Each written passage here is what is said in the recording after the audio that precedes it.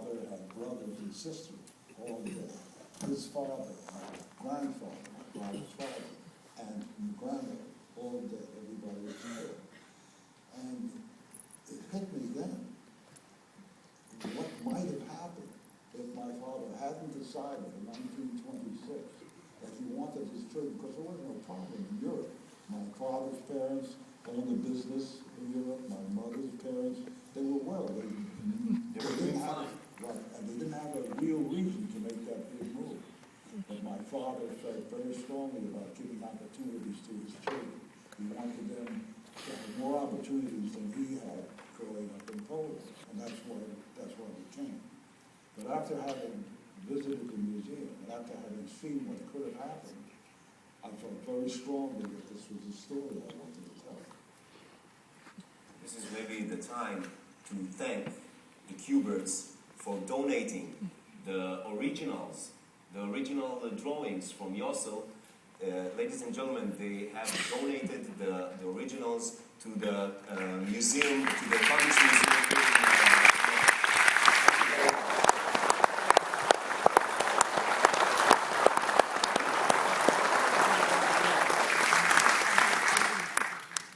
Your next book is Jew Gangster. You keep on coming with these Jews. Jew Gangster.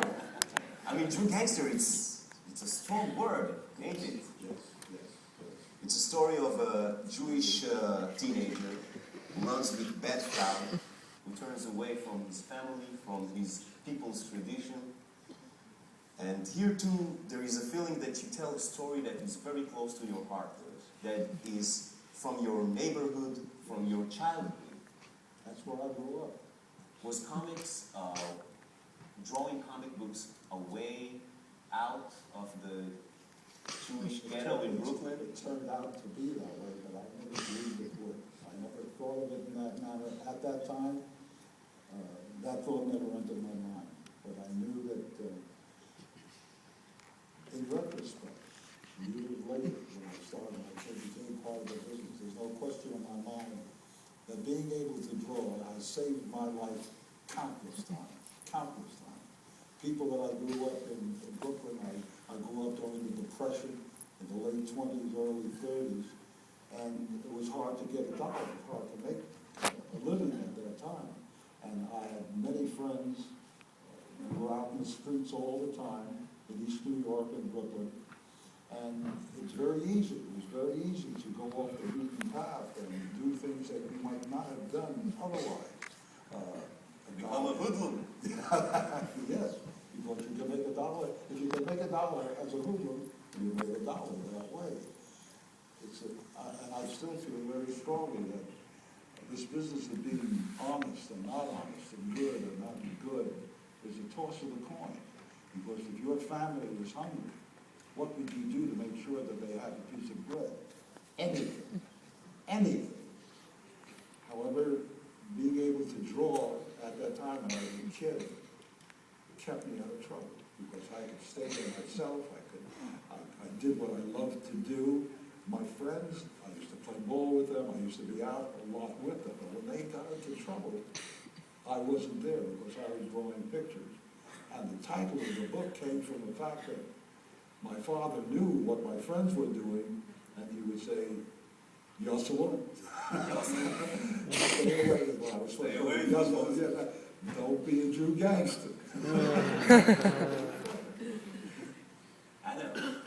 You draw the X-Men, Fantastic Four, Superman, all of their super friends.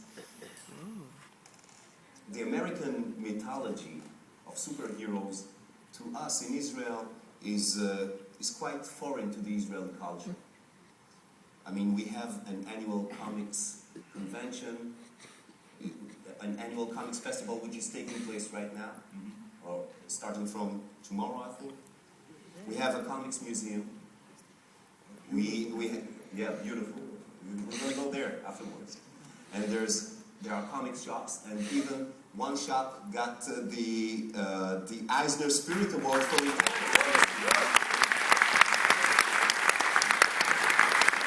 We're on the go. It's an uprising here. But the local comics comics industry still seeks recognition as an artist. Do you have any thoughts about that? About what should we do in order to go to the other level, to become? I don't know. A solid industry. To become a solid industry such as you can see it in Europe, you can see it even not in like Amsterdam has comics, which is coming out on a regular basis. It's not such a big country, man. Mm. I don't know the answer to that, to be honest. Joe, maybe you can enlighten us. Some words of wisdom, words of prudence. They should come with age, right? They should come with age. It's not an easy question to answer. I think what's being done here, you have an indigenous people in Israel. We've only been here a day or two, but I watch and I look all the time. I see young people, people who are on the move, mostly young people. I see people who you can recognize immediately are serving in the armed forces part of their lives because they look like they're in good shape.